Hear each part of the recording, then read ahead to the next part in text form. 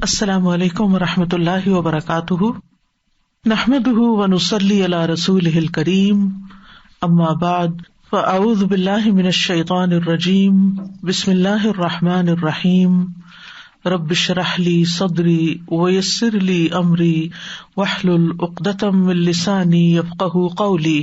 وَإِذَا سَأَلَكَ عِبَادِي عَنِّي فَإِنِّي قَرِيبٌ أُجِيبُ دَعْوَةَ الدَّاعِ إِذَا دَعَانِ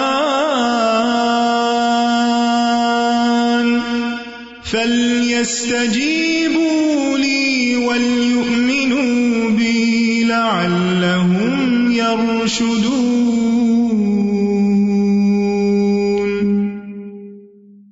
اور جب میرے بندے آپ سے میرے بارے میں سوال کریں تو کہہ دیجئے، بے شک میں قریب ہوں، میں پکارنے والے کی پکار کا جواب دیتا ہوں۔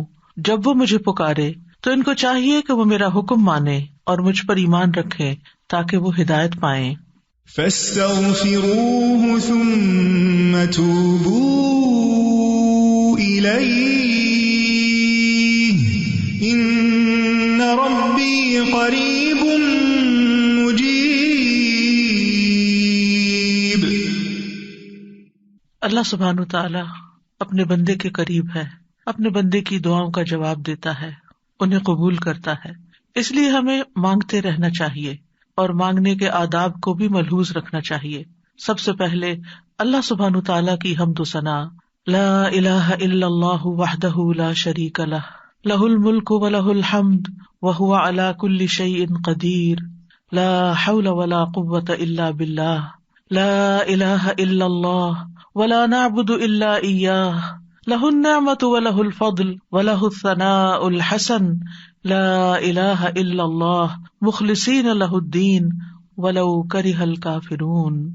اللہ کے سوا کوئی الہ نہیں، وہ اکیلا ہے، اس کا کوئی شریک نہیں، بادشاہت اسی کی ہے اور تمام تعریف اسی کے لیے ہے، اور وہ ہر چیز پر پوری قدرت رکھنے والا ہے۔ گناہ سے بچنے کی طاقت اور نیکی کرنے کی طاقت اللہ کے سوا کوئی دینے والا نہیں ہے۔ اللہ کے سوا کوئی الہ نہیں، ہم صرف اسی کی عبادت کرتے ہیں، اسی کی ساری نعمتیں ہیں، اسی کا فضل ہے اور اسی کے لیے خوبصورت تعریف ہے۔ اللہ کے سوا کوئی الہ نہیں، ہم اسی کے لیے دین میں اخلاص رکھنے والے ہیں اگرچہ کافر ناپسند کریں۔ یہ دعا ہم نماز کے بعد پڑھتے ہیں، اور اس میں آپ نے دیکھا کہ صرف اور صرف اللہ تعالیٰ کی حمد و ثنا ہے، اللہ تعالیٰ کی توحید کا بیان ہے، اللہ تعالیٰ کی صفات کا بیان ہے۔ جب بندہ اللہ سبحانہ تعالیٰ کی تعریف کرتا ہے، شرک سے برات اور اللہ تعالیٰ کی عبادت کا اقرار کرتا ہے، تو یہ دعا کی اعلیٰ ترین قسم ہے۔ یہ زبان حال سے انسان پکار رہا ہوتا ہے کہ یا رب میں تیرا محتاج ہوں اور میرے سارے مسائل کا حل صرف اور صرف تیرے ہی پاس ہے، کیونکہ تو ہر چیز پر پوری قدرت رکھنے والا ہے۔ اور پھر اللہ سبحانہ تعالیٰ کی تعریف ہر حال میں، چاہے ہمیں کوئی پریشانی ہو، دکھ ہو، تکلیف ہو، ہم اپنی تقدیر کے واقع ہونے سے گھبرائے ہوئے ہوں، پھر بھی اللہ سبحانہ تعالیٰ سے بدگمان نہیں ہونا، بدظن نہیں ہونا، دور نہیں ہونا، ناراض نہیں ہونا، بلکہ پلٹ پلٹ کر اسی کی طرف رجوع کرنا ہے اور اسی کی تعریف کرتے رہنا ہے۔ تو ہر قسم کی تعریف صرف اور صرف اللہ ہی کے لیے ہے۔ وہی ہے جو لاچار کی دعا قبول کرتا ہے جب وہ اسے پکارتا ہے، وہی ہے جو مظلوم کی مدد کرتا ہے جب وہ اسے بلند آواز سے پکارتا ہے، اور وہی ہر تکلیف کو ہم سے دور کرتا ہے اور ہر برائی کو ہم سے ہٹا دیتا ہے۔ ہمارا دل اسی کے ذکر سے زندہ ہوتا ہے، ہمارے معاملات اسی کے حکم سے وجود میں آتے ہیں، اور ہماری مشکلات اسی کی رحمت سے دور ہوتی ہیں۔ ہمیں اسی کی دی ہوئی حفاظت سے حفاظت ملتی ہے اور مشکلات اسی کے آسان کرنے سے آسان ہوتی ہیں۔ ہمیں اطاعت اور عبادت اور دعا کی توفیق بھی اسی کی رحمت سے ملتی ہے، وہی دیتا ہے۔ اس لیے پلٹ پلٹ کر ہمیں اسی کی طرف رجوع کرنا چاہیے، اسی کی طرف لوٹنا چاہیے۔ ہماری زندگی میں بہت سے واقعات ایسے ہوتے ہیں کہ جو ہمیں ناگوار ہوتے ہیں، لیکن وہ ہماری تقدیر کا حصہ ہوتے ہیں۔ ہمیں سمجھ نہیں آ رہا ہوتا کہ ہمارے ساتھ ایسا کیوں ہو رہا ہے، وہ کیا وجہ ہے کہ یہ حادثہ میری زندگی میں ہو گیا ہے، یہ مشکل میرے ہاں پیش آ گئی ہے، یہ اللہ کی دی ہوئی تقدیر میں سے ہے۔ ہمیں جو بھی تکلیف آتی ہے، چاہے انڈیویجولی، چاہے خاندان کی سطح پر اور چاہے اجتماعی طور پر پوری دنیا میں، چاہے وہ ذاتی طور پر کوئی بیماری ہو یا وہ پھر پینڈیمک ہو، ہر تکلیف صرف اللہ کے اذن سے ہی آتی ہے اور وہ تقدیر کا حصہ ہوتی ہے۔ اللہ سبحانہ تعالیٰ کا ارشاد ہے، قُل لَّن يُصِيبَنَا إِلَّا مَا كَتَبَ اللَّهُ لَنَا هُوَ مَوْلَانَا وَعَلَى اللَّهِ فَلْيَتَوَكَّلِ الْمُؤْمِنُونَ۔ ان سے کہیے ہمیں اگر کوئی مصیبت آئے گی تو وہی آئے گی جو اللہ نے ہمارے مقدر کر رکھی ہے، وہی ہمارا سرپرست ہے، اور مومنوں کو اللہ ہی پر توکل کرنا چاہیے۔ یہ ہمارے عقیدہ تقدیر کا ایک حصہ ہے کہ کوئی بھی چیز ہماری زندگی میں نہیں ہوتی مگر یہ کہ وہ اللہ ہی کا فیصلہ ہوتا ہے، تقدیر ہی کا ایک حصہ ہوتا ہے۔ قُل لَن يُصِيبَنَا إِلَّا مَا كَتَبَ اللَّهُ لَنَا، کوئی مصیبت آ ہی نہیں سکتی مگر وہ جو اللہ نے پہلے سے لکھ رکھی ہے۔ کہاں؟ لوح محفوظ میں۔ یعنی جو مصیبت آتی ہے، اور پھر صرف مصیبت ہی تھوڑی آتی ہے، بہت سی خیر اور بھلائی بھی پہنچتی ہے۔ تو قُل لَن يُصِيبَنَا میں صرف مصائب نہیں ہے، اس میں نعمتیں بھی ہیں۔ جو نعمتیں اور راحتیں آتی ہیں ہماری زندگی میں، وہ سب تقدیر الہی کا حصہ ہیں۔ جب انسان کو یہ معلوم ہوتا ہے کہ اللہ کی طرف سے جو تقدیر میں لکھا ہے وہ ہر صورت میں پورا ہونا ہے، تو انسان کے لیے مصیبت برداشت کرنا آسان ہو جاتا ہے۔ یہ چیز اس کے حوصلے میں اضافہ کر دیتی ہے کہ اللہ سبحانہ تعالیٰ اپنے بندوں پر ظلم کرنے والا نہیں۔ ہوا مولانا، وہ تو ہمارا مولا ہے، ہمارا مالک ہے، ہمارا محافظ ہے، ہمارا مددگار ہے، اور پھر اس کے مولا ہونے کا تقاضا یہ ہے کہ وہ ہمارے دینی اور دنیاوی تمام معاملات میں ہماری سرپرستی کرے، اور ہمارے لیے اس کے بندے ہونے میں کیا لازم ہے کہ ہم اس کی قضاء و قدر پر راضی رہیں۔ جو فیصلے وہ ہمارے بارے میں کرے ہم اس پر اعتماد کریں کہ وہ ظلم کرنے والا نہیں ہے۔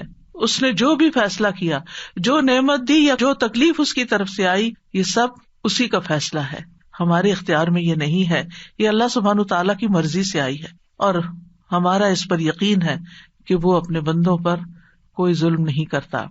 اللہ سبحانہ تعالیٰ کے ہر فیصلے میں انسان کے لیے بھلائی ہے، یعنی وہ خیر کا فیصلہ ہو یا زندگی میں آپ کے کوئی تکلیف آ گئی ہو، اس میں خیر ہی خیر ہے۔ بندہ مومن کا تقیہ کلام کیا ہوتا ہے؟ اس میں بھی خیر ہوگی۔ کچھ بھی ہوتا ہے تو کیا کہتا ہے؟ اس میں بھی خیر ہوگی، الحمدللہ اس میں بھی خیر ہوگی، اس کا بھی نتیجہ اچھا ہی ہوگا، اس سے بھی مجھے فائدہ ہی پہنچے گا، کیونکہ اللہ تعالیٰ نے کیا خبر دی ہے؟ قُل لَن يُصِيبَنَا إِلَّا مَا كَتَبَ اللَّهُ لَنَا هُوَ مَوْلَانَا، وہ ہمارا سرپرست ہے، وہ ہمارے لیے جو بھی فیصلہ کرتا ہے اس میں مومنوں کے لیے بھلائی ہی بھلائی ہوتی ہے، اور چونکہ وہ ہمارا مولا ہے تو اس لیے ہمیں اس سے اچھی ہی امید ہے۔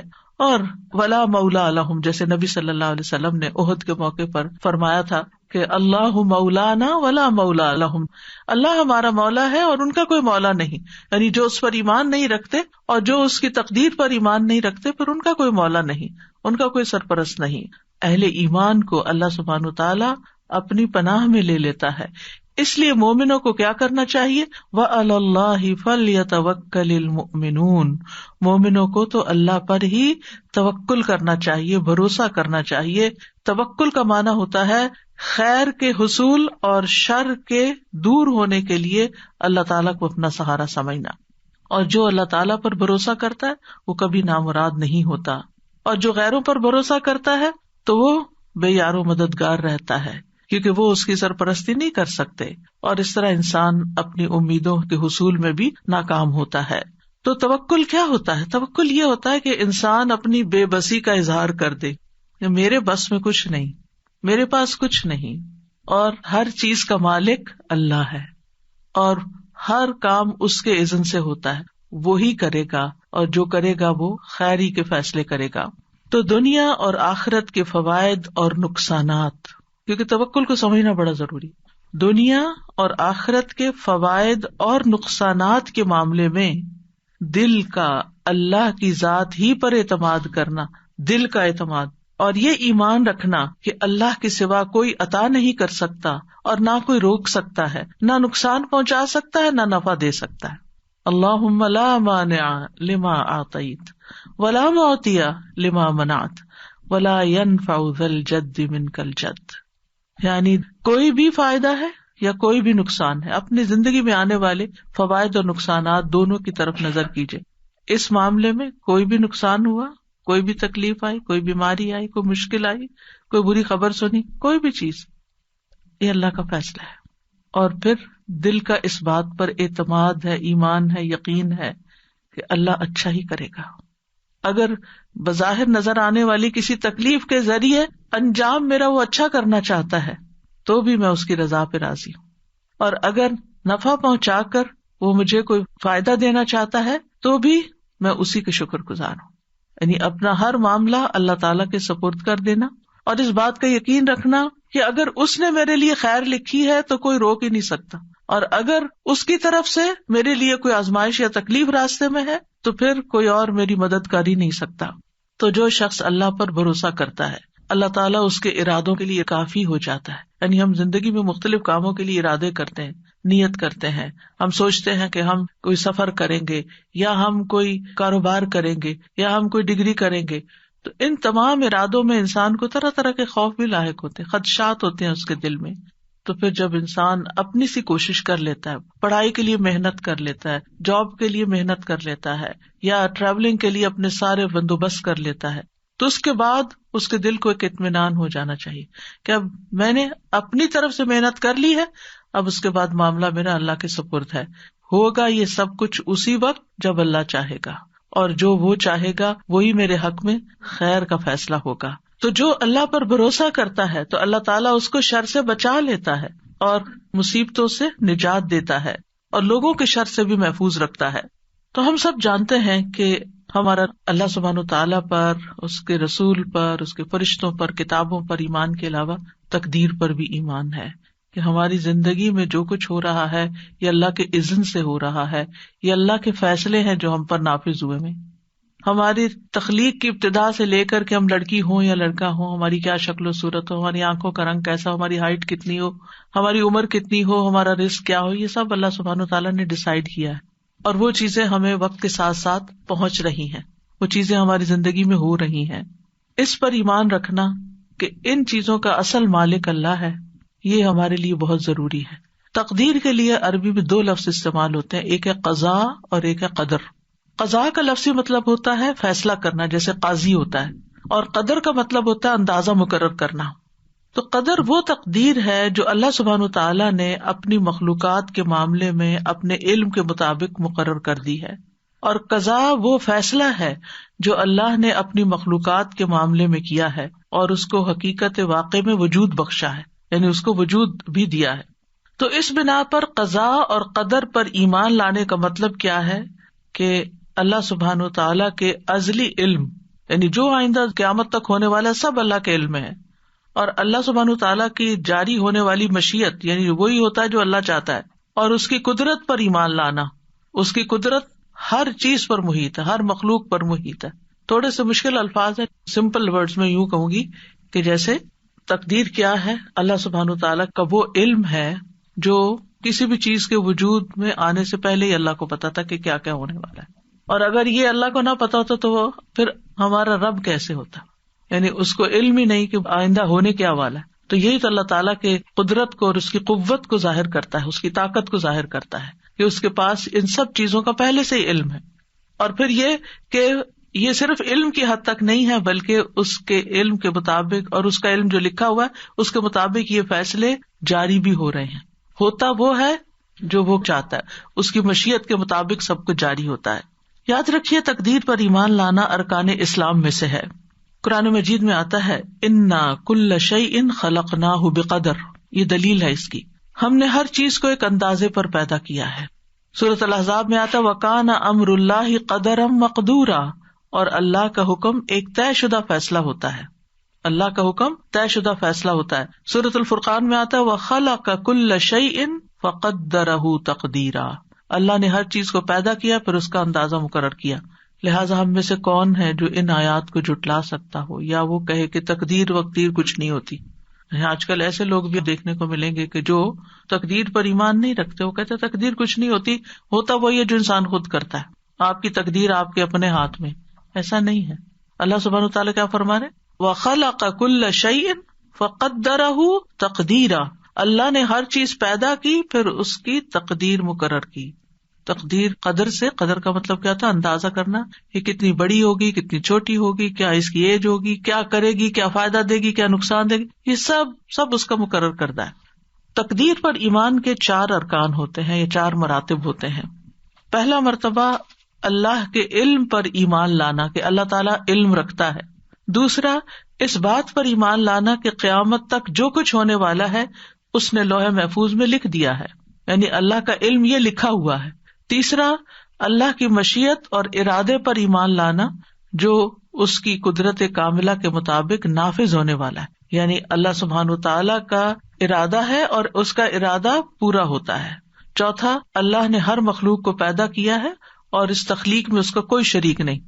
تو ہمارا اس بات پر ٹھوس ایمان ہے کہ اللہ سبحانہ وتعالیٰ اپنے ازلی سے مطلب یہ کہ بگننگ سے علم کی بنا پر ہر چیز کو جانتا ہے، جو کچھ ہو چکی، جو ہو رہی ہے، جو آئندہ ہونے والی ہے، سب کچھ اس کے لیے غیب اور حاضر کیا ہے؟ برابر ہے. پھر یہ کہ اللہ کا علم مخلوق کے علم جیسا نہیں، اللہ کے علم نے ہر چیز کو گھیر رکھا ہے. وَأَنَّ اللَّهَ قَدْ أَحَاطَ بِكُلِّ شَيْءٍ عِلْمًا، اللہ نے ہر چیز کو علم کے ساتھ گھیرا ہوا ہے، یعنی اللہ تعالیٰ کو اس کی ہر ڈائمینشن، ہر صورت، ہر اس کے نتائج، اثرات، سب کچھ پتا ہے. انسان نے تو بہت لیٹلی ڈسکور کیا ہے نا کہ انسان کی زندگی کی بنیادی اکائی جو وہ سیل ہے، اور سیل کس چیز سے بنا ہوا ہے. لیکن اللہ سبحانہ تعالیٰ نے جب بنایا تھا اس سے پہلے اللہ جانتا تھا کہ وہ کیا بنانے والا ہے، تو وہ جانتا ہے سب کچھ. پھر یہ ہے کہ ان ساری چیزوں کی باریکیوں کو بھی جانتا ہے، یعنی ایک سیل جو ہے وہ کب بگڑتا ہے، کیوں بگڑتا ہے، اور پھر کس طرح اس کی اصلاح ہو سکتی ہے، اور انسان کیوں بیمار ہوتا ہے. یہ چیزیں انسان آہستہ آہستہ سیکھ رہے ہیں، لیکن اللہ سبحانہ تعالیٰ کو یہ سب کچھ پہلے سے ہی پتا تھا. اور پھر یہ کہ وَأَنَّ اللَّهَ عَلَّامُ الْغُیُوبِ، اللہ غیب کے سارے علموں کو خوب جانتا ہے. اور دوسری بات کیا کہی میں نے کہ اللہ نے تقدیر کو لوح محفوظ میں لکھ دیا ہے. اللہ کا یہ علم لکھا ہوا ہے، اور انسان ہو، جنات ہو، حیوانات ہو، جمادات ہوں، ستارے ہوں، سیارے ہوں، زمین کی مخلوقات ہوں، آسمانوں کی مخلوقات ہوں، سب کے بارے میں نہ صرف یہ کہ وہ جانتا ہے بلکہ ان سب کی تقدیر اس نے لوح محفوظ میں لکھی ہوئی ہے. سورۃ الحج میں آتا ہے الم تعلم ان اللہ یعلم ما فی السماء والارض ان ذلک فی کتاب ان ذلک علی اللہ یسیر. کیا تم جانتے نہیں کہ اللہ وہ سب کچھ جانتا ہے جو آسمانوں میں اور جو زمین میں؟ بلا شبہ یہ سب کچھ ایک کتاب یعنی لوح محفوظ میں درج ہے، اور اللہ کے لیے یہ بات بالکل آسان ہے. سورۃ یاسین میں آتا ہے وَكُلَّ شَيْءٍ أَحْصَيْنَاهُ فِي إِمَامٍ مُبِينٍ. یہ آیت تو سب پڑھتے ہیں نا، لیکن غور نہیں کرتے کہ مطلب کیا ہے. اور ہم نے ہر چیز کا ایک واضح کتاب میں ریکارڈ رکھا ہوا ہے، ہر چیز کا ریکارڈ موجود ہے، قیامت تک ہونے والی ہر چیز لکھی ہوئی ہے. اور پھر تقدیر کے تیسرا رکن کی وضاحت کیا ہے؟ اللہ جو چاہتا ہے وہ ہوتا ہے، جو نہیں چاہتا وہ نہیں ہوتا. اب دعا کے ساتھ اس کا کیا ریلیشن ہے؟ یعنی آپ سوچ رہی ہوں گی کہ ہم تو دعائیں سیکھنے کے لیے آئے اور یہ میں عقیدہ تقدیر پڑھانے بیٹھ گئی، کیونکہ جب تک ہماری بنیاد مضبوط نہیں، ہماری دعائیں بھی صحیح نہیں ہوتی، اور پھر ہم دعاؤں کے بارے میں بھی بے یقینی کی کیفیت رکھتے ہیں، اور پھر وہ کبھی مانگتے ہیں کبھی نہیں مانگتے، اور مانگنے میں بھی کوئی لذت نہیں ہوتی. تو بات یہ ہے کہ آپ جو چاہتے ہیں اللہ سے مانگتے ہیں تو قبول اللہ ہی کرے گا، جو وہ چاہتا ہے وہ ہوگا، یعنی وہ نہیں ہوگا جو آپ چاہتے ہیں. اور اگر آپ کی چاہت اور اللہ کی چاہت ایک ہے تو وہ ہو جائے گا، اور اگر آپ کی چاہت کچھ اور ہے اور اللہ کی چاہت کچھ اور ہے تو کس کی چاہت بہتر ہے؟ اللہ کی چاہت. وہ ہم سے زیادہ ہم پر مہربان ہے، وہ ہم سے زیادہ ہمارے فائدے جانتا ہے. ہم صرف وقتی طور پر بہت شارٹ سائٹڈ ہے، تھوڑا سا اپنا فیوچر جانتے ہیں، وہ ہمارا لانگ ٹرم فیوچر جانتا ہے. اس کو پتا ہے کہ کون سی چیز اس وقت بندے کو دینی ہے اور کون سی چیز نہیں دینی. کون سی چیز آج اگر اس کو دے دی تو دنیا میں تو یہ خوش ہو جائے گا، لیکن اس کی آخرت برباد ہو جائے گی. اور اللہ ہم پر مہربان ہے، وہ قطعاً نہیں چاہتا کہ ہمیں ایک چھوٹی سی تھوڑی سی دیر کے لیے ایک دنیاوی فائدہ دے کے، ایک لذت دے کے، اور ہمیشہ کی زندگی ہماری مشکل میں ڈال دے. تو وہ ہم سے روک دیتا ہے، نہیں اس کو یہ نہیں دینا، کیونکہ یہ اس کے لیے بظاہر فائدے کی چیز ہے لیکن حقیقت میں اس کے لیے نقصان دہ. ہم اپنا نفع نقصان نہیں سمجھتے، اللہ سبحانہ وتعالیٰ خوب جانتا ہے. وہ جانتا ہے کہ ہمیں کیا ملنا چاہیے کیا نہیں ملنا چاہیے. اس لیے ہم دعا کرتے رہتے ہیں. اور آپ دیکھیے پہلے بھی میں نے اس بات کا ذکر کیا تھا کہ اگر وہ نہ بھی ملے جو ایک چیز ہم مانگ رہے ہیں اور جس کے لیے روز دعا کرتے ہیں صبح شام ہر وقت ہمارے دل میں غم لگا ہوا وہی مانگتے رہتے ہیں, اگر وہ چیز نہیں بھی ملتی تو کیا کچھ بھی نہیں ملتا؟ آپ مسلسل عبادت کی حالت میں ہیں, جب تک آپ دعا کی حالت میں, آپ عبادت کی حالت میں, آپ کو عبادت کا اجر مل رہا ہے. اگر یہ مشکل آپ کی زندگی میں نہ ہو تو کیا آپ دعا کریں؟ کیا اللہ کو یاد کریں؟ کیا آپ کا اتنا اجر اکٹھا ہو؟ کیا آپ اتنی دیر عبادت کی حالت میں رہیں؟ تو اس میں بھی اللہ تعالیٰ کی مصلحت ہے کہ وہ کچھ دعاؤں کی قبولیت کو مؤخر کر دیتا ہے کہ یہ بندہ اور زیادہ دعائیں کرے. بعض لوگوں کی مناجات, بعض لوگوں کا رونا اللہ کے آگے, بعض لوگوں کا فریادیں کرنا اللہ کے آگے اللہ تعالیٰ کو بہت پسند آتا ہے اور وہ چاہتا ہے کہ یہ بندہ کچھ دیر اور اسی حال میں رہے, ایسی ہی دعائیں کرے. کیونکہ جب ہر چیز ملی بھی ہوتی ہے نا تو بس ایک روٹین کی نماز ہوتی ہے, روٹین کی دعائیں ہوتی ہیں جس میں کوئی دل نہیں لگا ہوتا ہمارا. لیکن جب کسی مشکل میں ہوتے ہیں تو پھر ہم گڑ گڑا کے مانگتے ہیں, پھر رو کے مانگتے ہیں, پھر چپ کے مانگتے ہیں, پھر تنہائی میں مانگتے ہیں, پھر سب کے بیچ میں اجتماعی دعا کرتے ہیں, پھر کسی سے ریکویسٹ کرتے ہیں کہ آپ ہمارے لیے دعا کریں. اور آپ دیکھیے بندہ مومن جب پریشانی کی حالت میں ہوتا ہے تو گناہ جھڑنا شروع ہو جاتے ہیں. ایک اور فائدہ ہو رہا ہے, یعنی آپ ڈیٹاکس ہو رہے ہیں, آپ صاف ہوتے جا رہے ہیں. آپ کے اعمال نامے میں وہ لکھا چلا جا رہا ہے, آپ کا اعمال نامہ وزنی ہو رہا ہے. اگر دعا قبول نہ ہونے کے فائدے آپ گننا چاہیں آپ حیران ہو جائیں کہ یار اب میں تو ایک چیز مانگ رہا تھا اور اگر آپ نے وہ نہیں دی تو اس کے بدلے میں اتنی ساری چیزیں دے دی مجھے, تو اللہ سبحانہ وتعالیٰ پر اور پیار آتا ہے. تو بہرحال یہ یاد رکھیے, ہم چاہے ساری دنیا کی مدد حاصل کر لیں لیکن ہونا وہ ہے جو اللہ چاہتا ہے. یہ ہے تقدیر, اور یہ ہے تقدیر کے ساتھ ہمارا رشتہ دعا کا, کہ اس لیے ہمیں پلٹنا اسی کی طرف ہے. اور یہ آپ کو معلوم ہے نا کہ دعا تقدیر کو بدل دیتی ہے. تو ہونا وہ نا جو اللہ چاہتا ہے. تو پھر آپ اللہ کے آگے گڑ گڑائے. اگر اللہ تعالیٰ نے کچھ لکھا ہوا بھی ہے تو قلم اسی کے حکم سے چلتا ہے. یمحو اللہ ما یشاء ویثبت, اللہ جس چیز کو چاہتا ہے مٹا دیتا ہے, جو چیز چاہتا ہے اس کو ثابت رکھتا ہے. ہر چیز اس کے اختیار میں, لہذا اس سے مانگتے چلے جائیں. یعنی یہ بات ہمارے دلوں میں راسخ ہو جانی چاہیے, ہونا وہ ہے جو اللہ نے کرنا ہے, کوئی نہ میری بگاڑ سکتا ہے نہ میری بنا سکتا ہے. اور یہی عقیدہ توحید ہے, کوئی میرا کچھ نہیں بگاڑ سکتا, کوئی مجھے کچھ فائدہ نہیں دے سکتا جب تک اللہ نہیں چاہے گا. تو اس کا مطلب یہ ہے کہ آپ نے اپنی ہر چیز کو کس کے ساتھ کنیکٹ کر دیا, اللہ کی طرف. یہی تو عبادت ہے, یہی عبادت ہے. یعنی ہم عبادت صرف چند ریچولز کو لیتے ہیں, جبکہ اللہ تعالیٰ کے ساتھ دل کا ایسا تعلق ہونا, ایسا یقین ہونا, ایسا ایمان ہونا, یہ سراسر عبادت ہی کے حصے ہیں. پھر آپ دیکھیے کہ قرآن مجید میں اللہ تعالیٰ فرماتے ہیں وَرَبُّكَ يَخْلُقُ مَا يَشَاءُ وَيَخْتَارُ, اور آپ کا رب جو چاہتا ہے پیدا کرتا ہے اور جسے چاہتا ہے منتخب کرتا ہے. هُوَ الَّذِي يُصَوِّرُكُمْ فِي الْأَرْحَامِ كَيْفَ يَشَاءُ, وہی تو ہے جو رحموں میں تمہاری صورت بناتا ہے جس طرح وہ چاہتا ہے.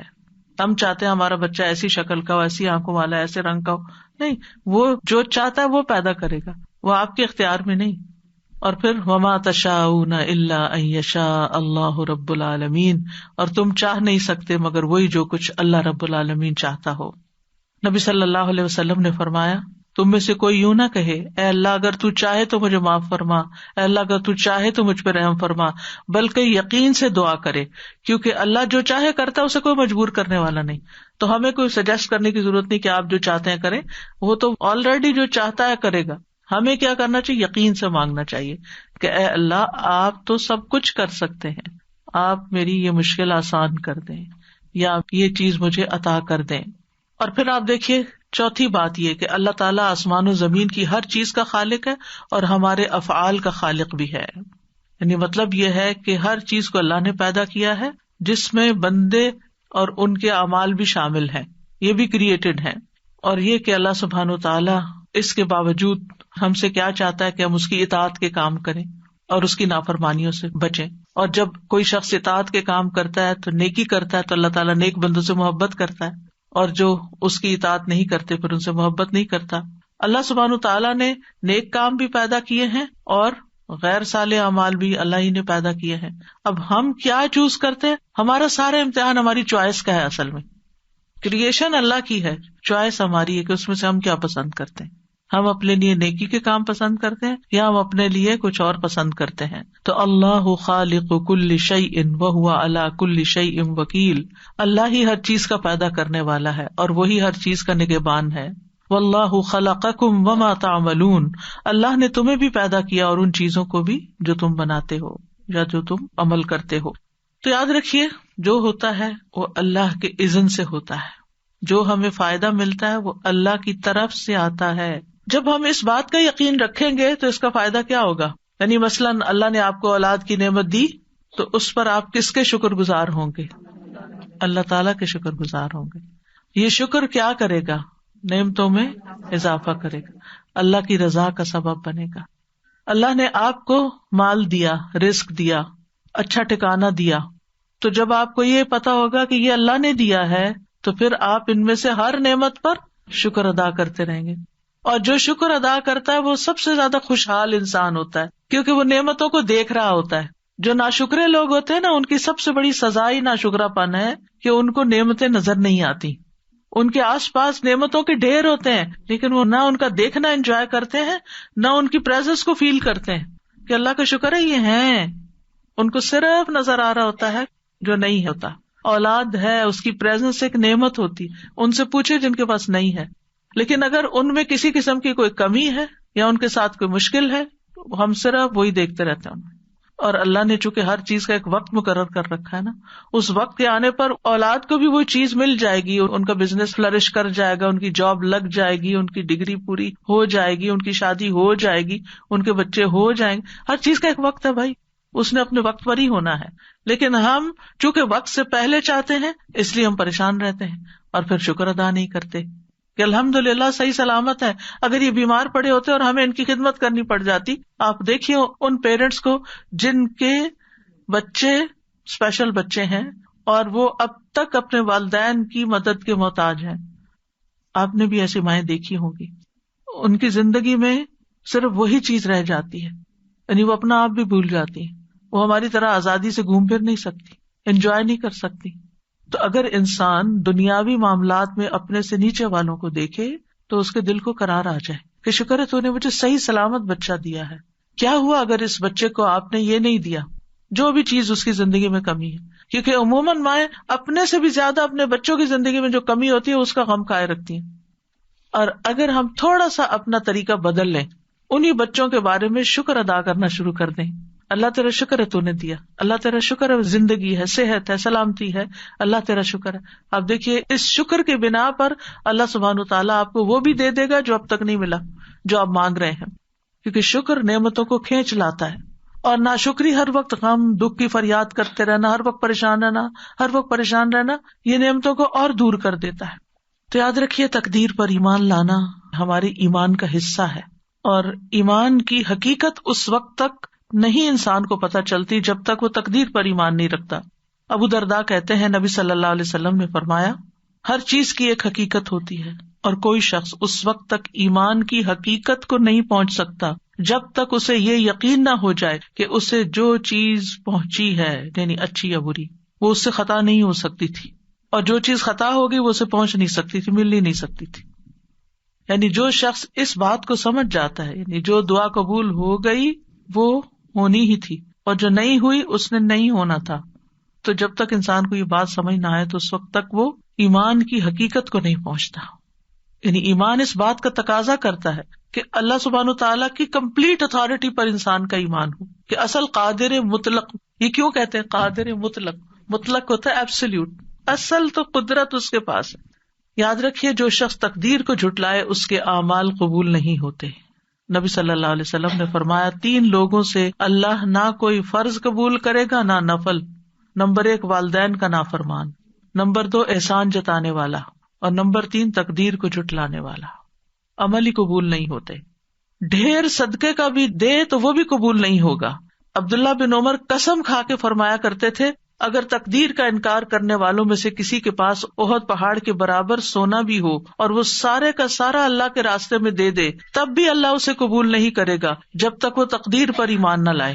تو کتنا ضروری ہے اس عقیدے کو ذہن میں رکھنا، اس پر ایمان لانا اور اس کو ریفریش کرنا. رمضان اصل میں موقع ہے ہم اپنے بنیادی عقائد کو ریفریش کریں، ہم دین کی بنیادی تعلیمات کو ریفریش کریں تاکہ ہم آگے سال کا جو باقی حصہ ہے وہ بہترین مسلمان کے طور پر گزار سکیں. نبی صلی اللہ علیہ وسلم نے فرمایا، مجھے بعد میں آنے والے زمانے میں اپنی امت پر سب سے زیادہ 3 باتوں کا ڈر ہے. نمبر 1 ستاروں پر ایمان لانا، نمبر 2 تقدیر کو جھٹلانا، اور نمبر 3 حکمران کا ظلم کرنا. ایک اور حدیث میں آتا ہے، نبی صلی اللہ علیہ وسلم نے فرمایا، یہ آیت میری امت کے آخری زمانے کے اللہ عز و جل کی تقدیر کے جھٹلانے والے لوگوں کے بارے میں نازل ہوئی ہے. ذوقوا مس سقر انا کل شیء خلقناہ بقدر. دوزخ میں آگ لگنے کے مزے چکھو، بے شک ہم نے ہر چیز کو ایک مقرر اندازے پر پیدا کیا ہے. یعنی میری امت کے آخری حصے میں جو لوگ تقدیر پر ایمان نہیں لائیں گے، یہ ان کا انجام اس آیت میں بیان ہوا ہے. آپ کو معلوم ہے نا کہ قرآن کی سب سے پہلی تفسیر خود نبی صلی اللہ علیہ وسلم نے کی کہ کس آیت کا مطلب کیا ہے. کچھ عمل سے کی اور کچھ زبان سے کی، اور پھر جو علم آپ نے آگے صحابہ کو دیا ان میں سے حضرت عبداللہ بن عباس مفسر قرآن ہے. یعنی یہ جو سورۃ القمر کی آیات ہے 48-49، ذوقوا مس سقر، جہنم کی آگ لگنے کا مزہ چکھو، انا کل شیء خلقناہ بقدر، ہم نے ہر چیز کو ایک مقرر اندازے میں پیدا کیا، ہم نے ہر چیز کی تقدیر مقرر کی ہے. پھر اسی طرح آپ صلی اللہ علیہ وسلم نے فرمایا، جنت میں والدین کا نافرمان، جادو پہ ایمان رکھنے والا، عادی شراب خور اور تقدیر کو جھٹلانے والا داخل نہ ہوگا. تو تقدیر پر ایمان لانے کا تقاضا کیا ہے؟ نمبر 1 اس بات پر یقین رکھنا کہ ہر چیز لکھی جا چکی ہے. یہ بار بار میں اس لیے دہرا رہی ہوں تاکہ ایمان مکمل ہو کہ تقدیر پر ایمان کا مطلب کیا ہے. عمر، رزق، عمل، یہ سب کچھ تقدیر سے ہے. حسن کہتے ہیں، بے شک اللہ نے مخلوقات کو پیدا کیا تو ان کے ساتھ ان کی تقدیر کو پیدا کیا، ان کی عمروں کو تقدیر کے مطابق تقسیم کیا، ان کے رزق کو تقدیر کے مطابق تقسیم کیا، آزمائش اور صحت اور تندرستی کو بھی تقدیر کے مطابق تقسیم کیا. رسول اللہ صلی اللہ علیہ وسلم نے فرمایا، جس شخص کو بڑی فکر دنیا کی ہی ہو، یعنی جو دنیا کے بارے میں زیادہ کنسرنڈ ہے، اللہ تعالیٰ اس کے کام پریشان کر دے گا، اور اس کی مفلسی اس کی دونوں آنکھوں کے درمیان کر دے گا. اس کو سوائے اپنی مفلسی کے اور کچھ نظر نہیں آئے گا. سب کچھ ہوتے ہوئے بھی اس کو خوف مفلسی کا ہے کہ کیا بنے گا. اور جس کی نیت اصل آخرت کی طرف ہو تو اللہ تعالیٰ اس کے سب کام درست کر دے گا، اس کے دل میں بے پرواہی ڈال دے گا اور دنیا جھک کر اس کے پاس آئے گی. پھر اسی طرح اولاد کا ملنا بھی مقرر ہے. جس جان نے آنا ہے وہ آ کر رہے گی. بیماری بھی تقدیر سے ہے. رسول اللہ صلی اللہ علیہ وسلم نے فرمایا، جاہلیت کے 4 اوصاف میری امت میں موجود رہیں گے جن کو لوگ ہرگز نہیں چھوڑیں گے. نمبر 1 نوحہ کرنا، یعنی کسی فوتگی پر. نمبر 2 حسب نسب میں تان کرنا. سبحان اللہ، اچھے خاصے پریکٹسنگ مسلم ہوتے ہیں، بچوں کی شادی کا موقع آتا ہے، ہم پٹھان میں شادی نہیں کریں گے، ہم فلاں میں شادی نہیں کریں گے، اور لوگوں کو کم ذات ہونے کے تانے دینا، حالانکہ سب کو خانے آدم کی اولاد ہے، سب کی ذاتیں وہیں جا کے ملتی ہیں. نمبر 3 بیماری کو متعدی قرار دیتے ہوئے کہنا، ایک خارشی اونٹ کی وجہ سے 100 اونٹوں کو خارش لگ گئی. سوال یہ کہ پہلے اونٹ کو خارش کس نے لگائی؟ اب اس میں آپ دیکھیے کہ جیسے یہ کووڈ ہے، کتنا پھیلا ہوا تھا، لیکن جس کی موت لکھی ہوئی تھی، جس کو بیماری آنی تھی، اس کو آ کر رہی. جس کو بیمار ہونا تھا وہ ڈبل ماسک میں بھی بیمار ہو کر رہا، اور جس کو اللہ نے بچانا تھا بچایا. آگے کا بھی اللہ ہی کے ہاتھ میں ہے. تو اس لیے یہ سوچنا کہ صرف اس کی وجہ سے نہیں، اللہ کا فیصلہ تھا. نمبر 4 ستارے، یہ کہنا کہ فلاں ستارے کی وجہ سے بارش ہوئی، یہ دور جاہلیت کے اوصاف میں سے ہے. پھر اسی طرح دوسری بات یہ کہ اس بات پر یقین رکھنا کہ جو تقدیر میں لکھا ہے وہی واقع ہوگا. ما اصاب من مصیبت فی الارض ولا فی انفسکم الا فی کتاب من قبل ان نبرأها ان ذلک علی اللہ یسیر لکی لا تأسوا علی ما فاتکم ولا تفرحوا بما آتاکم واللہ لا یحب کل مختال فخور. کوئی مصیبت نہ زمین پر پہنچتی ہے اور نہ تمہاری جانوں پر مگر وہ کتاب میں لکھی ہے. جس نے آنا ہے نا اس نے آنا ہے، اس سے پہلے کہ ہم اسے پیدا کریں. یقیناً یہ اللہ پر بہت آسان ہے، تاکہ تم نہ اس پر غم کرو جو تمہارے ہاتھ سے نکل جائے، یعنی اس چیز پر غم نہ کرو جو چلا جائے، اور نہ اس پہ اکڑو جو تمہیں عطا کر دے. اور اللہ کسی تکبر کرنے والے، بہت فخر کرنے والے سے محبت نہیں کرتا. تو اس سے کیا پتا چلتا ہے کہ اگر کوئی تکلیف آ جائے، کوئی بیماری آ جائے تو کیا کریں؟ ایک لفظ یاد رکھیں، مکتوب. مکتوب لکھا ہوا تھا، اس نے آنا تھا.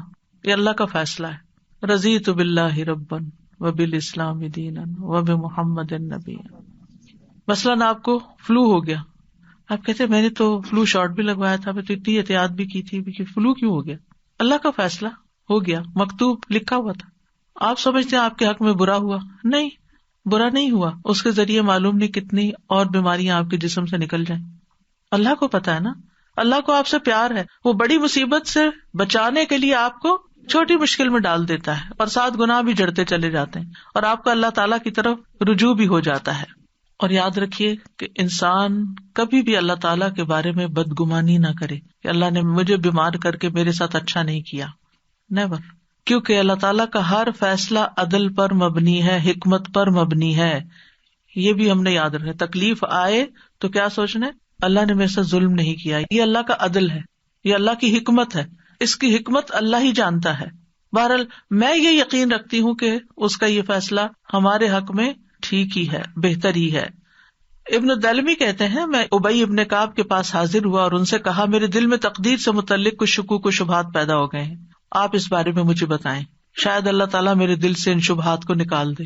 ابی رضی اللہ عنہ نے فرمایا اگر اللہ آسمان والوں اور زمین والوں کو عذاب دینا چاہے تو دے سکتا ہے, اور وہ ان پہ ظلم کرنے والا نہیں ہوگا, اور اگر وہ ان پر رحم فرمائے تو اس کی رحمت ان کے لیے ان کے اعمال سے بہتر ہے.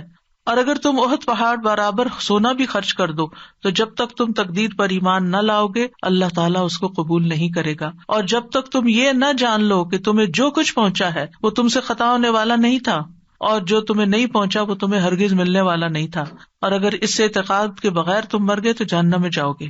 ابن دلمی کہتے ہیں پھر میں عبداللہ بن مسعود کے پاس آیا, انہوں نے بھی یہی بات کہی جو ابی رضی اللہ عنہ نے کہی تھی.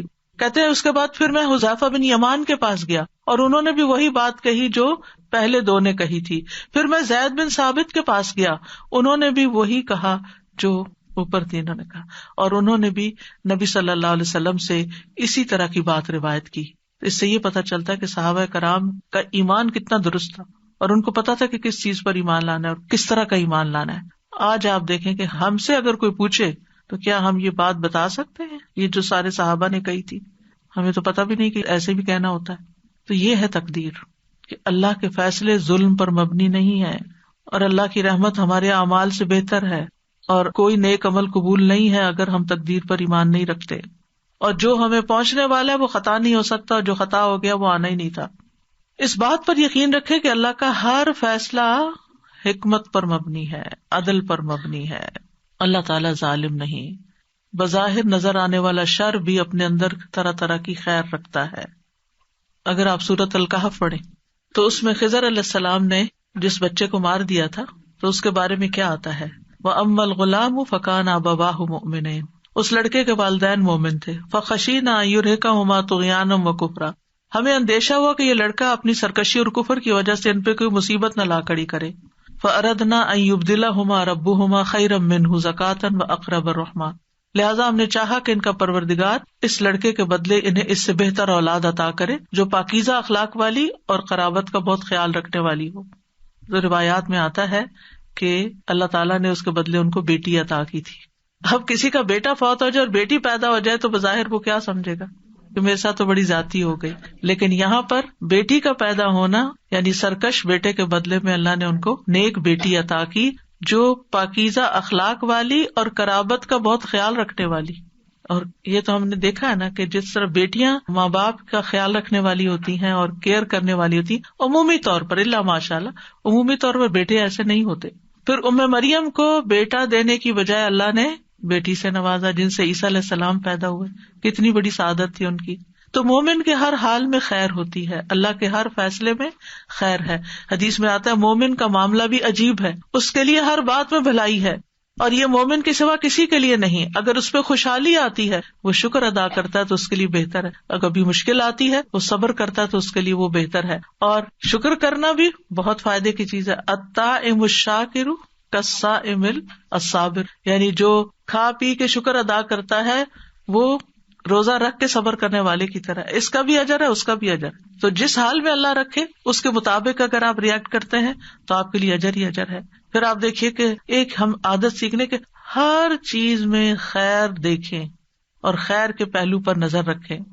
نبی صلی اللہ علیہ وسلم نے فرمایا ابن آدم 2 چیزوں کو ناپسند کرتا ہے, 2 چیزیں اس کو اچھی نہیں لگتی. نمبر 1 موت کو, حالانکہ مومن کے لیے موت فتنوں سے بہتر ہے.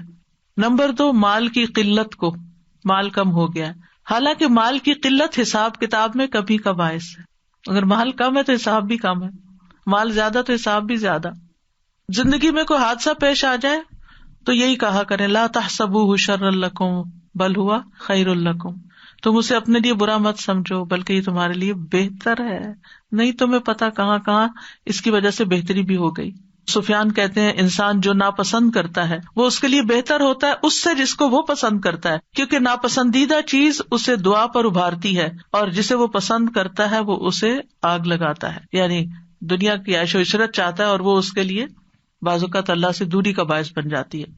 بہت دفعہ ایسا بھی ہوتا ہے کہ جب کسی تکلیف کا انجام سامنے آتا ہے لیٹر آن تو وہ ہمیں خوش کر دیتا ہے, اس وقت اللہ کے فیصلوں کی حکمت سمجھ آتی ہے.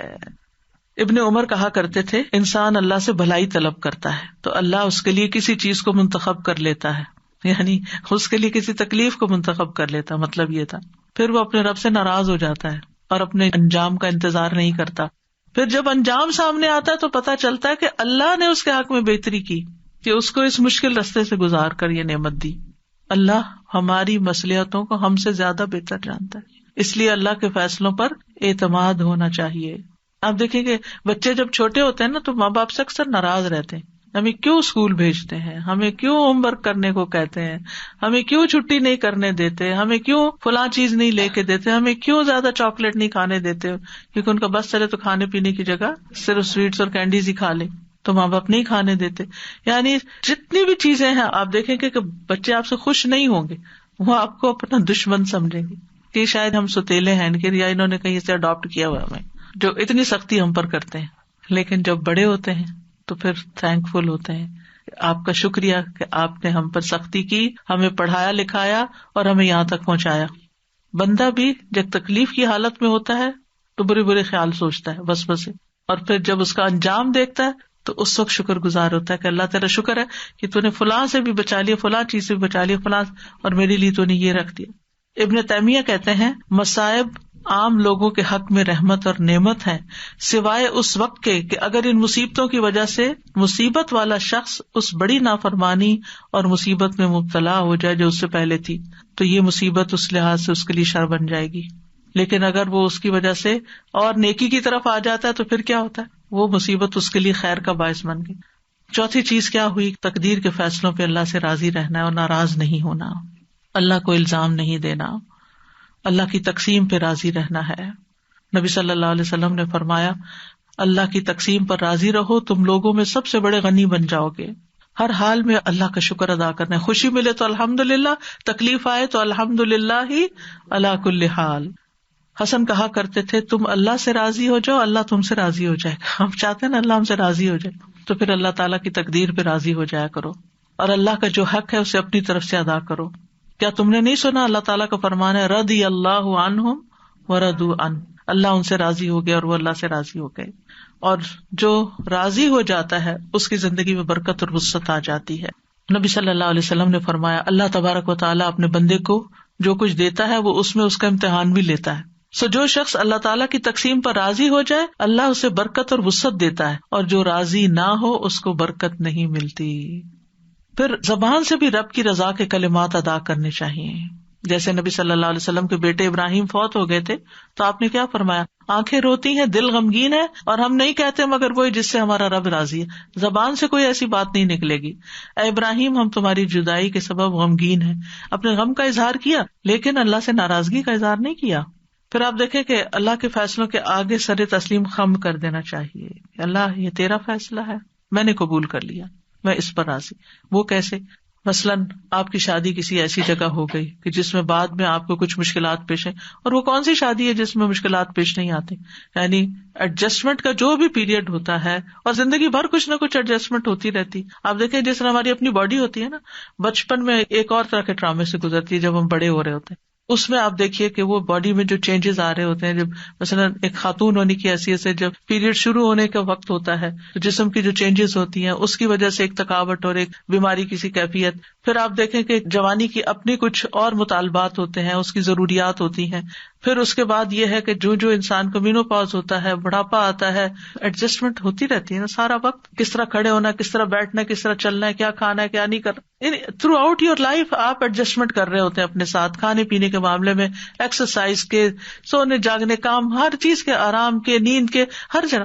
بالکل اسی طرح جو ہماری ازواجی زندگی ہوتی ہے اس میں بھی وقت کے ساتھ ساتھ شادی سے پہلے کے جذبات کچھ اور ہوتے ہیں، پھر شادی ہو جاتی ہے تو ابتدائی دنوں کے جذبات کچھ اور ہوتے ہیں، پھر 2 مہینے کے بعد کچھ اور ہوتے ہیں، پھر 6 مہینے کے بعد کچھ اور ہوتے ہیں، سال گزر جاتا ہے تو کچھ اور ہوتے ہیں، اور پھر جب بچہ پیدا ہو جاتا ہے کچھ اور ہوتے ہیں. پھر بچے جب جوان ہوتے ہیں، کچھ ماں باپ بڑے اچھی زندگی گزارے ہوتے ہیں، جب بچے جوان ہوتے ہیں ان کے فیصلے کرنے میں آپس میں جھگڑ پڑتے ہیں.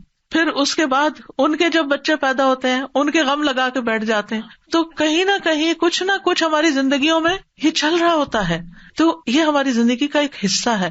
تو یہ اللہ کے فیصلے ہوتے ہیں، ان کے آگے جھک جانا چاہیے، ان کو قبول کر لینا چاہیے. ہمیں نہیں پتا کہ جس چیز کا ہم خوف کرتے ہیں، جس سے ہم ڈرتے ہیں، اسی میں ہمارے لیے کتنی خیر اور بھلائی اللہ نے لکھ دی ہو. یعنی ہمارے توہمات ہوتے ہیں نا کہ کہیں ایسا نہ ہو جائے، کہیں ایسا نہ ہو جائے، پتہ نہیں کیا ہو جائے گا. تو ہر معاملے میں نا، مثلاً بچے جب اسکول ہی جا رہے ہوتے ہیں نا، تو اس وقت بھی اس اسکول میں داخل کراتے نا زیادہ اچھا تھا، اس پروگرام میں بھیجتے تو زیادہ اچھا تھا. میرے خیال ہے ہم نے غلطی کی اس کو ڈاکٹر بنا کے، میرا خیال ہے ہم نے غلطی کی یہاں شادی کر کے. یعنی ساری زندگی انسان فیصلے بھی کر لیتا ہے اور پھر ریگریٹس بھی ساتھ ساتھ چل رہی ہوتی ہیں. تو یہ پارٹ آف لائف ہے، لیکن اس میں ہونا وہی ہے جو اللہ نے لکھا ہے. تو اب کیا ہے، جب اللہ نے لکھ دیا ہے نا اور وہ چیز نافذ ہو رہی ہے تو پھر کہیں رضیت باللہ ربا وبالاسلام دینا وبمحمد نبیا. اور اسی معاملے میں پھر ہمیں اللہ پر توکل کرنا پڑتا ہے. توکل انسان کے اندر اعتماد لے آتا ہے، انسان کے اندر اطمینان پیدا کر دیتا ہے. اور کیوں نہ توکل کرے، ہوا مولانا، وہ ہمارا مولا ہے نا، اس نے کام سنوارنے، میرے ہاتھ میں تھوڑی اپنی تقدیر، میرے ہاتھ میں تھوڑی اپنے فیصلے، اس نے کرنے اور اس کا ہر فیصلہ خیر پر مبنی ہے. اور بندہ جیسا گمان کرتا ہے نا اللہ کے بارے میں، اللہ تعالیٰ بھی اس کے ساتھ ویسا ہی معاملہ کرتا ہے. ایک شخص بیمار ہوا، نبی صلی اللہ علیہ وسلم نے اس کو فرمایا لا بأس طہور انشاءاللہ، کوئی بات نہیں، یہ پاک صاف کرنے کا ذریعہ. تو اس نے کہا آپ یہ کہتے ہیں یہ گناہوں کو دھونے والا ہے؟ ہرگز نہیں، یہ تو ایک نہایت شدید قسم کا بخار ہے جو ایک بوڑھے پہ جوش مار رہا ہے، جو اسے قبر کی زیارت کرائے بغیر نہیں چھوڑے گا. برے برے الفاظ اس نے استعمال کیے. آپ نے فرمایا تو اچھا پھر یوں ہی ہوگا.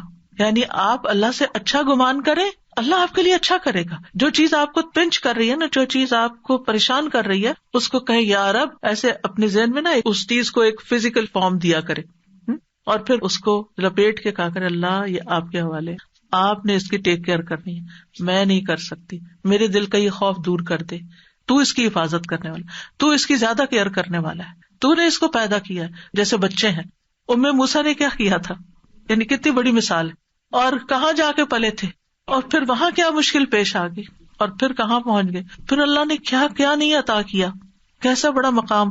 پہلے 5 اولو العزم رسول میں سے ہیں. یوسف علیہ السلام، یعقوب علیہ السلام کے دل میں کیسے خدشات تھے جو ہر ماں باپ کے دل میں اولاد کے لیے ہوتے ہیں، خاص طور پر اگر اولاد آؤٹ اسٹینڈنگ ہو.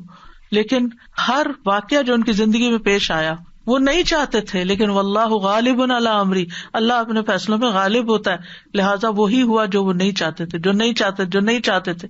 چاہے کنواں تھا، چاہے ان کا بکنا تھا، چاہے عزیز مصر کے گھر میں مشکل پیش آنا تھا، چاہے جیل خانہ تھا، ایک کے بعد ایک بڑی مشکل آتی چلی گئی، لیکن انجام کیا ہوا، کہاں پہنچے، نبوت بھی ملی، بادشاہت بھی ملی، ہر چیز ان کے اختیار میں دے دی اللہ نے.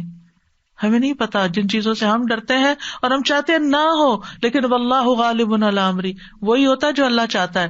اور جب وہ ہو جاتا ہے، لقد خلقنا الانسان فی کبد، انسان مشکلات میں پیدا کیا. زندگی پھولوں کی سیج نہیں کہ صرف آرام اور راحتیں ہی ملیں گی، مشکلات آئیں گی لیکن اس میں سے خیر بھی نکلے گی. اور مومن کے درجے بعض اوقات اس تکلیف سے زیادہ بڑھتے ہیں بنسبت اس نعمت کے جو اس کے پاس ہوتی ہے. اس لیے مصیبت پہنچنے پر اجر کی ہمیشہ امید رکھیں.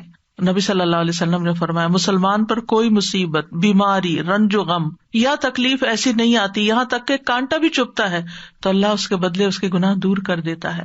پھر 5ویں چیز یہ ہے کہ تقدیر کے فیصلوں میں کسی کو الزام نہ دیں کہ تم اس کا سبب ہو.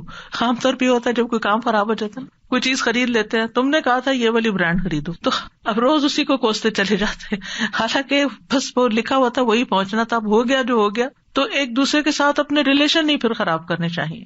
اور یقین رکھنا چاہیے کہ نفع نقصان اللہ کے ہاتھ میں ہے. وَإِن يَمْسَسْكَ اللَّهُ بِضُرٍّ فَلَا كَاشِفَ لَهُ إِلَّا هُوَ وَإِن يُرِدْكَ بِخَيْرٍ فَلَا رَادَّ لِفَضْلِهِ يُصِيبُ بِهِ مَن يَشَاءُ مِنْ عِبَادِهِ وَهُوَ الْغَفُورُ الرَّحِيمُ. اگر اللہ تمہیں کوئی تکلیف پہنچائے تو اس کے سوا کوئی دور کرنے والا بھی نہیں، اور اگر وہ تمہارے ساتھ بھلائی کا ارادہ کر لے تو کوئی اس کے فضل کو ہٹانے والا بھی نہیں. وہ اپنے بندوں میں سے جس کو چاہے پہنچا دیتا ہے، یعنی خیر اور فضل. وہی بے حد بخشنے والا، نہایت رحم فرمانے والا ہے.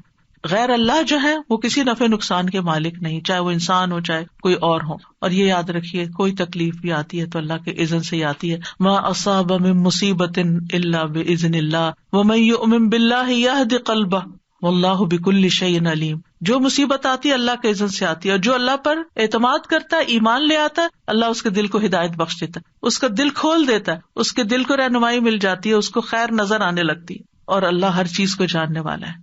یاد رکھیے پوری دنیا مل کے نفع پہنچانا چاہے نا انسان کو، نہیں پہنچا سکتے، مگر اللہ کا اذن ہو تو کوئی روک بھی نہیں سکتا. اس لیے تکلیفوں کا اگر اندیشہ ہو تو مصائب سے بچنے کے لیے معاملہ اللہ کے حوالے کر دیں. فَسَتَذْكُرُونَ مَا أَقُولُ لَكُمْ وَأُفَوِّضُ أَمْرِي إِلَى اللَّهِ إِنَّ اللَّهَ بَصِيرٌ بِالْعِبَادِ. آل فرعون میں سے ایک رجل مؤمن نے کھل کے فرعون کی مخالفت کی، اس کے فیصلوں کی، اور موسیٰ علیہ السلام کی بھرپور تائید کی. اب اس کے بعد ہونا کیا تھا کہ وہ کوئی اٹھاتا اسے اور قتل کر دیتا. فَوَقَاهُ اللَّهُ سَيِّئَاتِ مَا مَكَرُوا. ان کی چالوں سے اللہ نے اس مرد مومن کو بچا لیا. کیوں؟ کیونکہ اس نے کہا تھا اُفَوِّضُ أَمْرِي إِلَى اللَّهِ. تو اپنے بارے میں بھی، اپنی اولاد کے بارے میں بھی، یا اللہ میں نے آپ کے سپرد کی، آپ ان کی حفاظت کر، جیسے موسیٰ اور یوسف علیہ السلام کی تھی، جیسے آل فرعون کے اس رجل مؤمن کی تھی.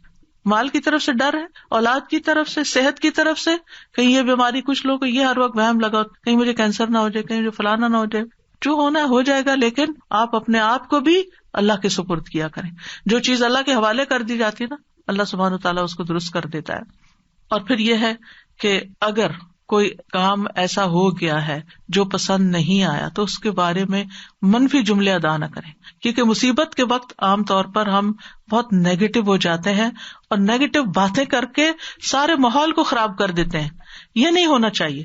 یعنی کچھ لوگوں کو اگر مصیبت آتی ہے تو کہتے ہیں مجھے یہ مصیبت آنی تھی، میں نے کیا جرم کیا کہ مجھ پر یہ آزمائش آئے. اکثر ایسے جملے آپ کو سننے میں ملتے ہیں. تو اس طرح کی باتیں اللہ کی نعمتوں کا اور احسان کا انکار ہوتا ہے، اور اللہ کے بارے میں بدگمانی ہوتی ہے اور اعتراض. ہم کون ہیں اللہ پر اعتراض کرنے والے؟ لہٰذا صحابہ جو تھے وہ ایسے جملوں کو سخت ناپسند کرتے تھے. ابن مسعود کہتے ہیں تم میں سے ایک شخص آگ کے انگارے کو مضبوط پکڑ لے یہاں تک کہ وہ بجھ جائے، یہ اس سے بہتر ہے کہ وہ اللہ کی تقدیر کے بارے میں کہے کہ کاش ایسا نہ ہوتا. یہ نہیں کہنا چاہیے کاش ایسا نہ ہوتا، جبکہ مشکل میں کیا بولنا چاہیے؟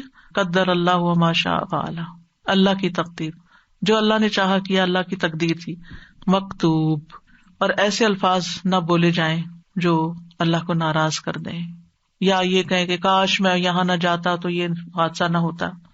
ساتویں چیز یہ کہ تقدیر کو عذر نہیں بنانا چاہیے.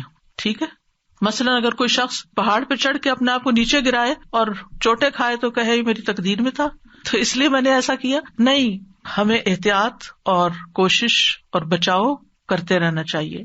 اور اگر ہم کوئی نیک کام نہیں کر سکے تو تقدیر کو ذمہ دار نہیں ٹھہرانا چاہیے. اللہ ہی کو منظور نہیں تھا کہ میں حج کرنے جاتی، اللہ ہی کو منظور نہیں تھی. یہ جملہ نکال دیں اپنی زندگی، اللہ کو منظور نہیں تھا. ٹھیک ہے، لیکن یہ کہ آپ اس طرح کے نیگیٹو وے میں نہ کہیں. تو آپ کیا کہیں؟ انشاءاللہ اللہ چاہے گا تو پھر لے جائے گا، ہم کوشش کرتے رہیں. اور 8ویں بات یہ کہ تقدیر پہ ڈسکشن نہیں کرنی چاہیے، اس پہ گفتگو کی ممانعت ہے. نبی صلی اللہ علیہ وسلم نے فرمایا جب میرے صحابہ کا تذکرہ ہونے لگے تو خاموش ہو رہنا، یعنی ان کی غلطیوں اور ان کی کوتاہیوں پر کوئی بات نہیں کرنا. جب ستاروں کا ذکر ہونے لگے تو خاموش رہنا، علم نجوم پر ڈسکشن نہیں کرنا. جب تقدیر کے مسئلے کا ذکر ہونے لگے تو خاموش رہنا، کیونکہ یہ اللہ کا راز ہے. تقدیر کیا ہے؟ اللہ کا راز ہے. ہمیں نہیں بتایا اس نے کہ وہ کوئی کام کیوں کر رہا ہے، اور ضرورت بھی نہیں اس کو ہمیں بتانے کی. لہٰذا اس پر اپنی طرف سے کوئی فیصلے نہیں کرنے چاہیے اور بحث مباحثے نہیں کرنے چاہیے. ایک دفعہ صحابہ کچھ ایسا ہی کر رہے تھے، تقدیر پر بحث کر رہے تھے، تو رسول اللہ صلی اللہ علیہ وسلم نے دیکھا تو غصے میں آ گئے، حتیٰ کہ آپ کا چہرہ مبارک سرخ ہو گیا، گویا آپ کے چہرے پر انار کے دانوں کا رس نچوڑ دیا گیا ہو. پھر اسی طرح یہ ہے کہ جب کوئی ایمان لاتا ہے تو پھر اللہ سبحانہ وتعالیٰ کے حکم کی تعمیل کرتا ہے. یہ چیز انسان کو شرک اور کفر سے بچا دیتی ہے. پھر شرعی احکام پر اعتراض سے انسان بچ جاتا ہے.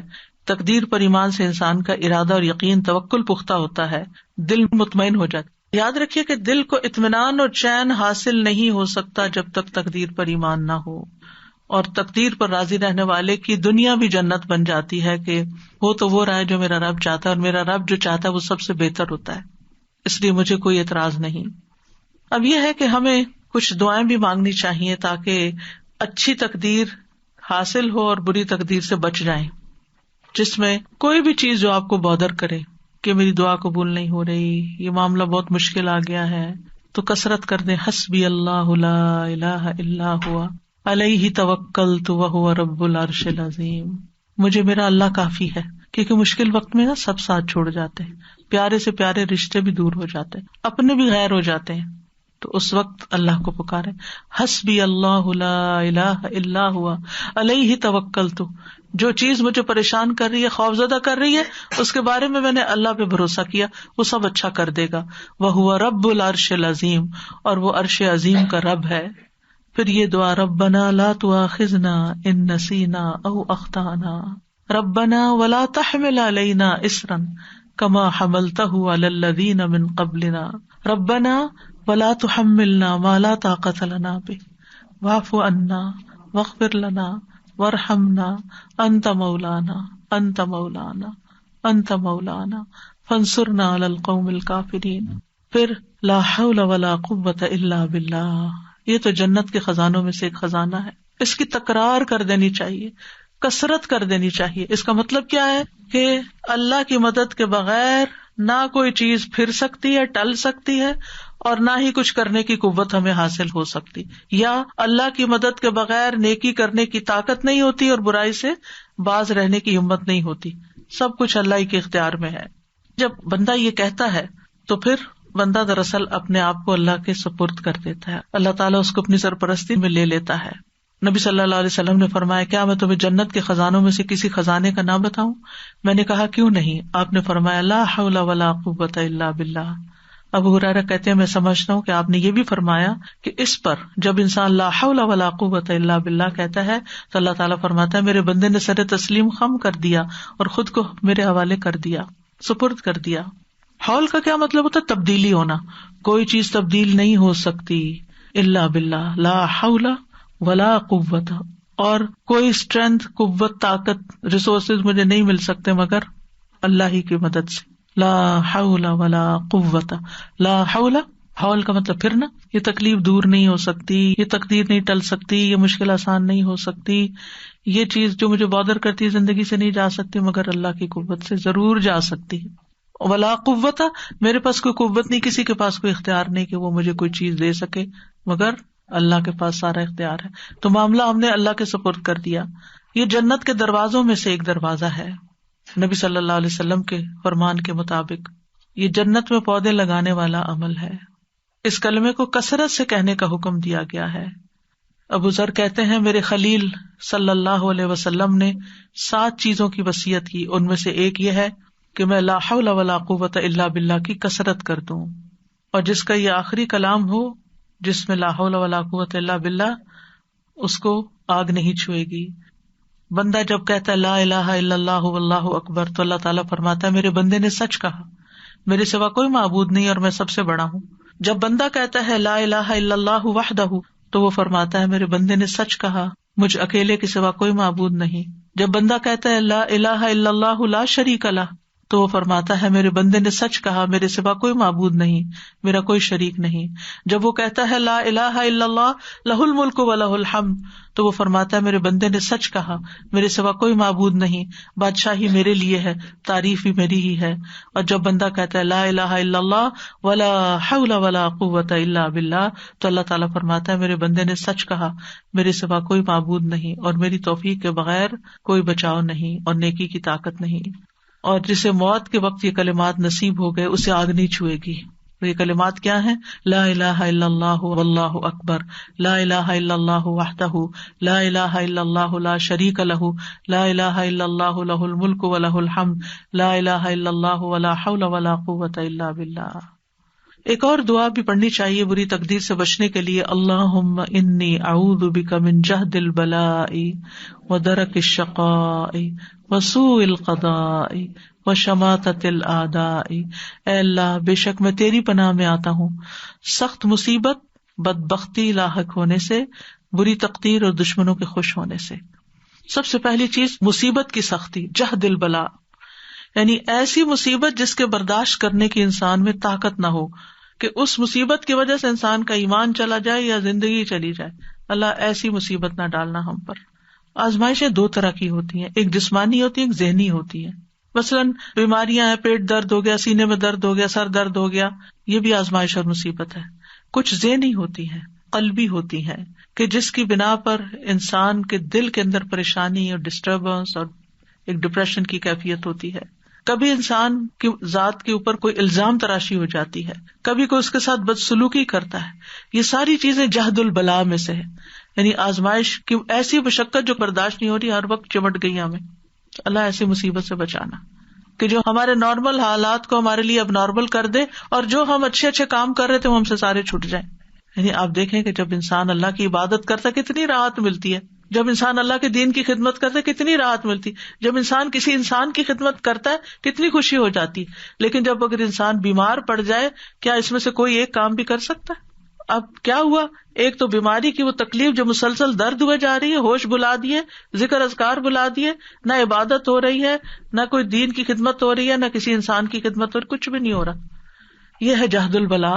اللہ ایسی کیفیت سے بچا لینا کہ ہم کسی کام کے نہ رہیں، ہم نیکیوں میں آگے نہ بڑھ سکیں، کیونکہ ایسے میں انسان کا صبر و برداشت بھی کم ہو جاتی ہے۔ اس سے پناہ مانگنی چاہیے۔ پھر آپ دیکھیں کہ کچھ مصیبتیں ایسی ہوتی ہیں اس سے ایمان ڈاواں ڈول ہو جاتا ہے، اللہ تعالیٰ بچا کے رکھے۔ نیکی کے کام انسان کو اچھے نہیں لگتے، خیر اور بھلائی کے کاموں سے دور ہو جاتا ہے، وہ چیزیں انسان کو حق سے پھیر دیتی ہیں، خیر سے پھیر دیتی ہیں، منہ سے ایسے لفظ نکلنے لگتے ہیں، کیا فائدہ ہوا قرآن پڑھ کے پڑھا کے، نعوذ باللہ نعوذ باللہ، کیا فائدہ ہوا دین کی خدمت کر کے، کیا فائدہ ہوا یہ کر کے، سارے عمل برباد کیا، کرایا برباد۔ اس لیے جہد البلاء سے پناہ مانگے۔